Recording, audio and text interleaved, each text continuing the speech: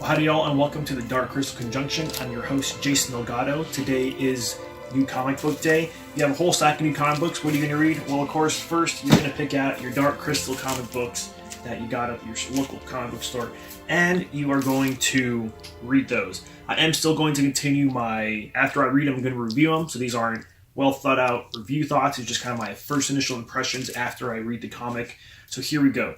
Issue number 2 today is August the 14th. Issue number 2 of Beneath the Dark Crystal did come out. Again, remember, the whole series started on July the 4th.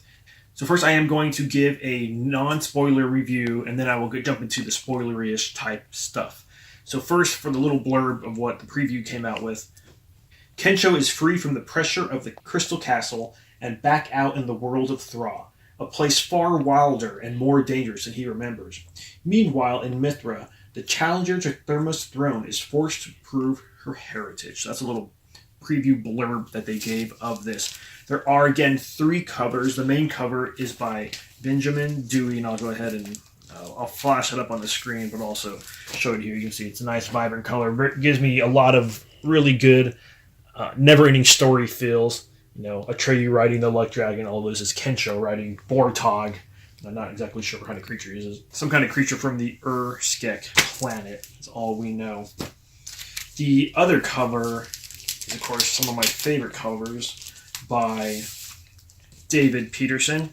That cover is cool. This number 2 cover has Ursal, the Chanter, and his counterpart, Skeksil, the Chamberlain. He's the one that whimpers that everyone hates. I hate your whimper. He's that one. Of course, this one there is, of course, reminiscent of when they're doing that kind of chant, that 9-part harmony you hear at the beginning of the film. Another thing I do want to point out about these covers, which is really cool, you remember from issue number 1, is, I only noticed this when I kind of saw issue number 1 and 2 side by side with each other. See, there you can see issue number 1, issue number 2. In the background and the foreground, he has some different things as well as just, featuring different Skeksis and Uru. So in the background of this one, you have that calendar-ish type thing, and in the foreground, you can see very faintly, I'll flash a picture up there as well, the Great Conjunction, a lot of the symbology for that, and the charting of the stars and planets and whatnot. And then this one, you have what's on the floor there, the bottom of the movie, which is part of the power ceremony at the bottom of the movie. It's also called the Ceremony of the Sun. This is what's on the floor, that symbology all down there. That has a lot of meaning, and it's described in the books a little bit in more detail and whatnot. And in the foreground, you can have another different symbol there. But these are really great. He's doing an outstanding job with these. Another cool thing you can do is if you track him online on his Twitch, you can actually see him coloring these. I'll flash those pictures there. And on his blog, which I will link to in the comments, you can see how he goes about the process of making those.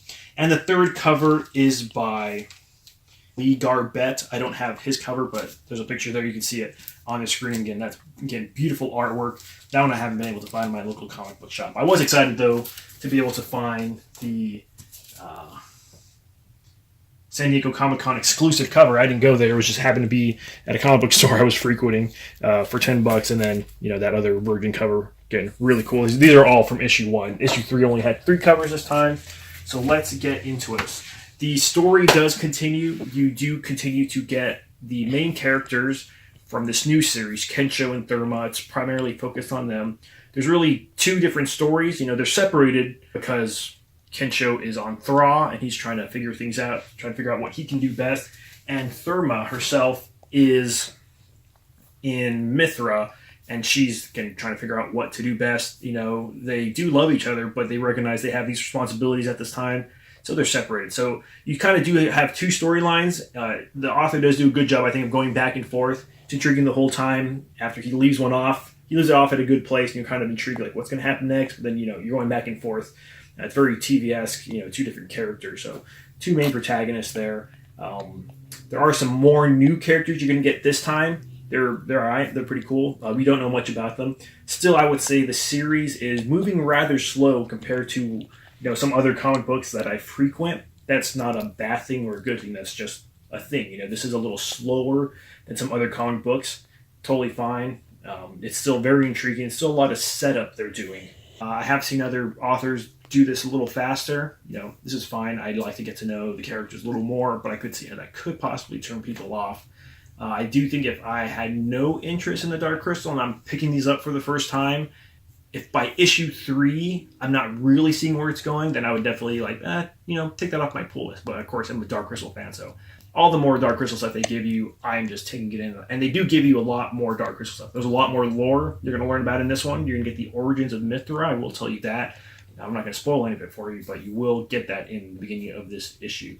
It's all connected to the last issue of Meet the Dark Crystal and the previous series, Power of the Dark Crystal, which again, I still contend you should read Power of the Dark Crystal before you jump into these. I heard people that didn't do that, and I don't know how they could do that. So with that, I would say that it's still pretty good. The artwork's great. There's some really great scenes in this one. I'm not going to show any of them. But except for some of the first couple pages of previews in which you pretty much into Mithra. I do think that, interesting enough, Therma looks kind of younger-ish again, because you kind of see her more compared, standing size to other firelings, and so she does look a little younger now. Not as old as she looked in the last issue, which is interesting to me. But also, I'm not sure why Kensho he turned purple. Maybe he's just never been outside. I didn't really see him outside. He looks very purplish in this issue. But that said, it's still intriguing. I'm still kind of interested in where it's going to go. To kind of show the slowness of it, there's multiple frames in this one where Kensho, he doesn't know what the plan is, and his companion's kind of getting frustrated with that, and he's just going, I don't know what I'm going to really do yet. He wants to help. He doesn't really know what to do yet. And in some sense, that's how the story's kind of going. You're like, okay, well, what's happening? I don't really know yet. Okay, well, it's still kind of going. You can kind of see it progressing. So I really think by issue 3, they're either going to really set the direction, you're going to know where it's going, or if by that point it's still slow, then I think that's what's going to hurt it. So hopefully it picks up a little more. We'll see. So with that, this is my spoiler-free review. If you have not read the comic yet, let me encourage you to go ahead and pick it up, read it, and come back and watch the rest of this video. So now for the spoiler review. If you've read this, if you looked at all these beautiful pages in here, then let's talk a little bit about this. Again, it's just my initial thoughts. Anything too well thought out yet. I will have a probably deep dive review after I finish all 12 issues, and I can go back and hindsight's 2020 and all that. So when this issue was coming out, I was saying I was eager, or rather, when the first issue ended, I said I was eager to explore more of Mithra, and it started off just giving you more Mithra instantly. The first 4 pages are nothing but the origins and lore, as I would say, of Mithra, which is really cool. It starts with the story of Chal and Saluna, and there was a issue in the last issue where, Nika says that, I'm of Salura, but that was probably just a typo. It's Saluna, as it also was in Power of the Dark Crystal. Nita is the one that is making the claim that she's of the true bloodline. She wants to be the queen. It is important because they're apparently the ones who not only founded Mithra. Well, Mithra was already there, but they tamed it. You could see this in some of the creatures of Thru. They saw that it was wild, and they even mentioned that it was dangerous.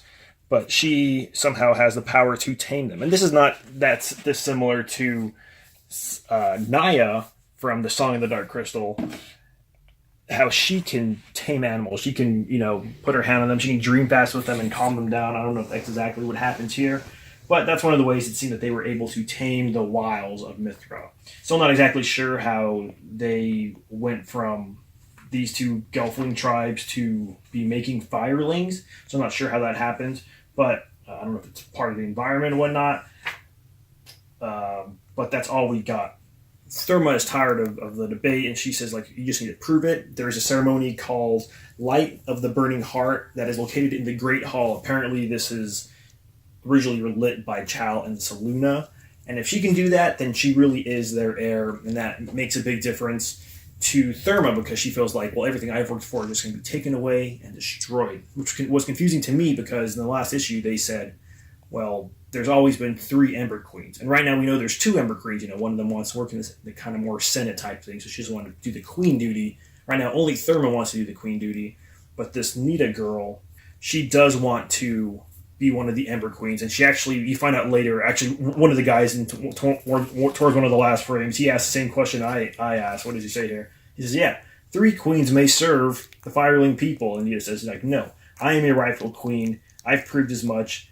Only I will serve. She, of course, proves this by being able to light that flame, and the page where she lights that flame is some of the best artwork so far, I think. It's just this this great picture of the founders of Mithra, Chal and Saluna, and she lights the flame. You can see on the other page, and I am glad that they made the flames different than everything else. Everything's so red and orange there. I'm glad they make them that hotter flame, that white and that blue flame. So I thought that was a good direction to go with the art there. Again, great artwork. I think she's doing a good job. It is a different-ish style. It still echoes back to the last one, but so far I'm digging it all. Now, as far as the other plot goes, where you have the new companion to Kensho, Tula, she's rather flustered, and she's worried that, she was on her way to become one of the royal guards, which doesn't impress, I don't think it would ultimately impress her when she finds out how corrupt they are. And of course, it doesn't impress Kensho because he sees the corruption in that system now.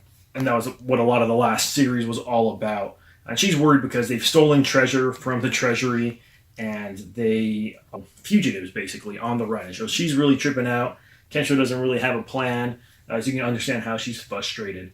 It is kind of becoming I'm getting a very Robin Hood, in his Married Men vibe. There are some twins there. They try to rob them. At first, they make it seem like one of them's drowning, and then they have to help them. And as they're helping them, they're getting robbed by the other one. It turns out they just wanted to help their village. He's in the far outreaches of Thru.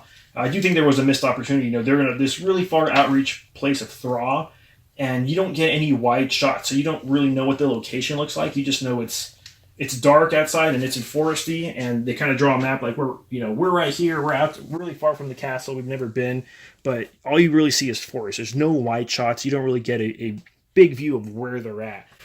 So we definitely, this issue, do explore a lot more Mithra, but not really so much the top level, the outside of Thru, if you will. But overall, again, I would say you still kind of got to be patient for this. It is moving rather slow, which again is fine, and the artwork's still great. The characters are great. I really like Therma. She was really the big proud queen last time, and now that she's being challenged, you see her getting flustered again and frustrated, crying those big molten tears. There are some touching scenes of her, especially when she's remembering her mother and the sacrifice her mother made during the Great Dim. That's another thing that is frustrating to Therma, is she sees this Nita girl, and she's like, well, where were you during the Great Dim? I crossed boundaries of the worlds, and went to Thru, and, all she did with the crystal and whatnot to make sure that Mithra survived. She did a lot. She sacrificed a lot. And where were you? And, apparently this other girl who is the true heir was just hanging out with her village, and they just had faith, was all they were saying. Again, Therma's not impressed. So with that, they leave off that there's going to be a challenge, and this happens at the end of the thing. Because they can't decide who's going to take the throne, they don't want to have it together, obviously. One of the other guys mentions that a dispute for the throne can only be settled by the Glass Castle, and that's something that they're both willing to do. We don't know anything about what the Glass Castle means. Apparently it's dangerous, because Nita says, oh, is it too dangerous for you? And she does raise the stakes higher. She says that if she loses, that is Nita, then she will go back to her village, which I have to assume is outside of Mithra. I'm not really sure.